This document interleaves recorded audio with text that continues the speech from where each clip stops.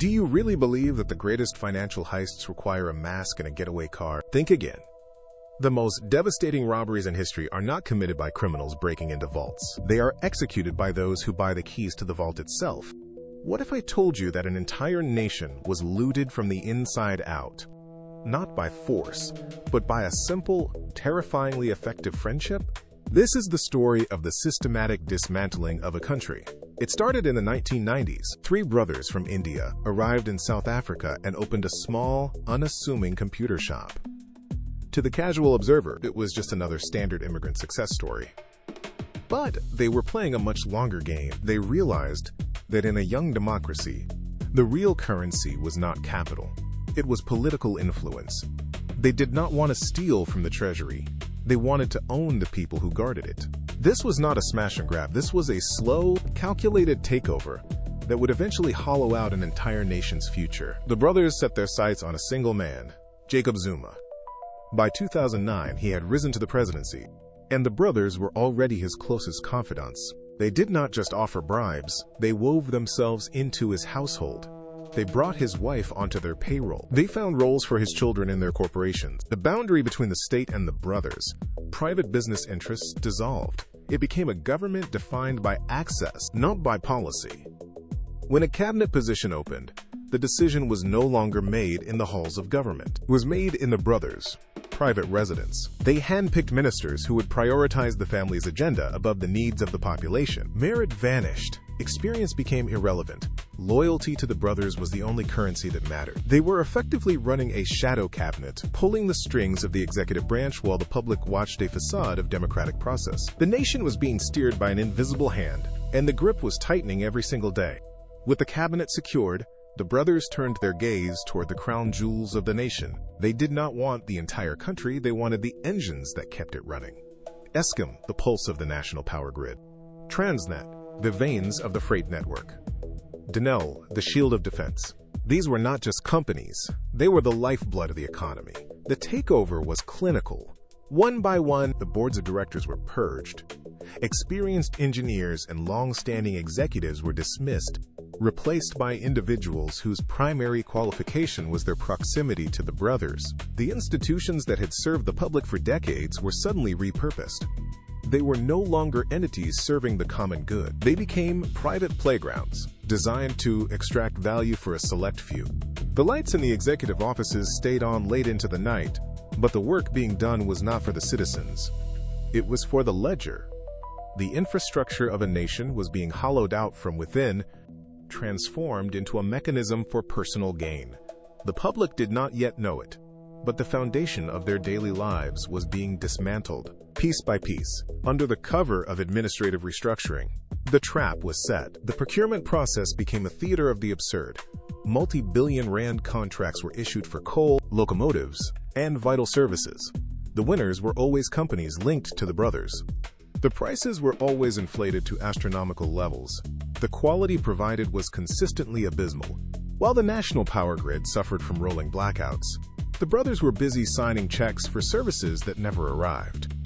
Train tracks crumbled into disrepair as millions of rand were siphoned through these hollow contracts. It was a heist hiding in plain sight.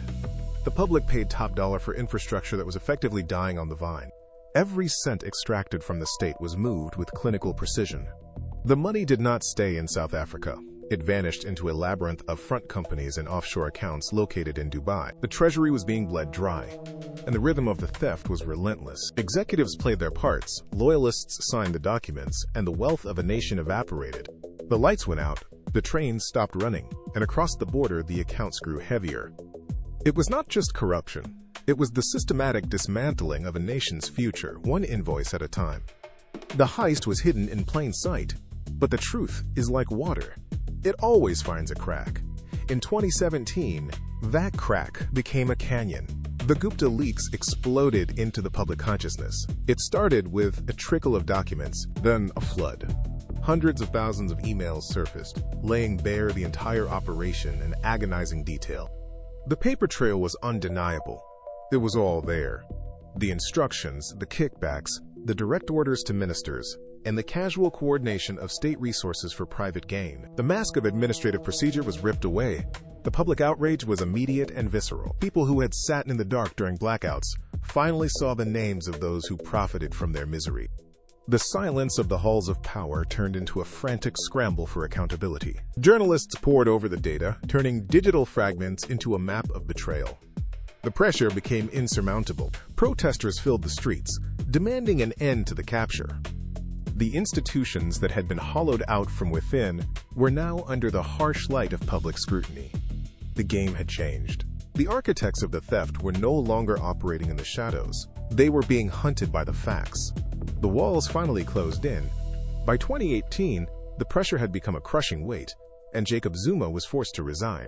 The political support that had shielded the operation for nearly a decade evaporated in a matter of hours. But as the authorities moved to secure the evidence, they found the inner circle empty. The masterminds were already steps ahead. While the nation processed the shock of the news, the brothers were moving toward the tarmac. They did not wait for the subpoenas or the court dates. They boarded a private jet, the engines already turning, and took off into the night. They left behind a gutted economy and hollowed-out institutions that would take generations to repair. The betrayal was complete. Millions of citizens stood in the aftermath, watching the dust settle over a landscape of abandoned projects and empty coffers. The architects of the heist had traded a country for a life of luxury in Dubai. They vanished into the skyline, leaving the people they had exploited to clean up the wreckage. The silence in the abandoned offices was deafening. The state had been captured, drained, and ultimately discarded by those who once called it their home. The escape was as precise and calculated as every other move they had made. Today, they remain international fugitives. Interpol has issued red notices, and the extradition battles drag on through endless legal filings. But the money is largely gone, and the damage to the nation is deep and permanent. The Gupta story is a stark, cold warning. It proves that institutional trust is incredibly fragile. If you have enough capital, you do not need to rob the treasury. You simply buy the gatekeeper. So when we look at the state of our own institutions, we have to ask ourselves, who really holds the keys? We assume the systems we rely on are built for us, but the evidence suggests otherwise. Are these structures truly serving the public, or have they been quietly captured by those with the deepest pockets? The brothers may be thousands of miles away, but the blueprint they used remains in circulation. Every time a contract is awarded without merit, or a policy is shaped by private interest rather than public need, the ghost of this heist returns.